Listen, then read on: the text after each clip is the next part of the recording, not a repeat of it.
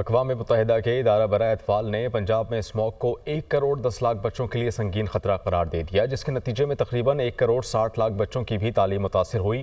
UNICEF کے مطابق پنجاب کے تمام اسکولز بند کرنے کے فیصلے سے تعلیمی ایمرجنسی کی لپیٹ میں پاکستان مزید نقصان برداشت کرنے کا متحمل نہیں ہو سکتا۔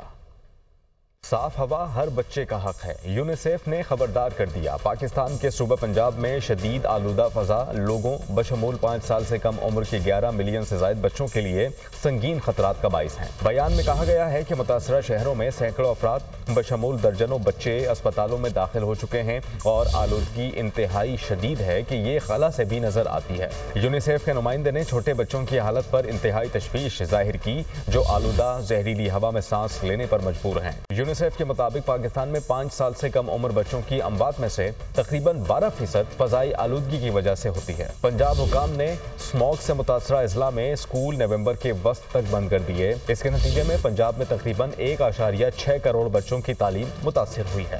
پاکستان 2.6 کروڑ بچوں کے اسکول سے باہر ہونے کی وجہ سے تعلیمی ایمرجنسی کی لپیٹ میں ہے، مزید تعلیمی نقصان برداشت نہیں کر سکتا۔ یونیسیف پاکستان نے حکومت سے مطالبہ کیا ہے کہ وہ ہر بچے کے لیے ان کے حقوق کو پورا کرے۔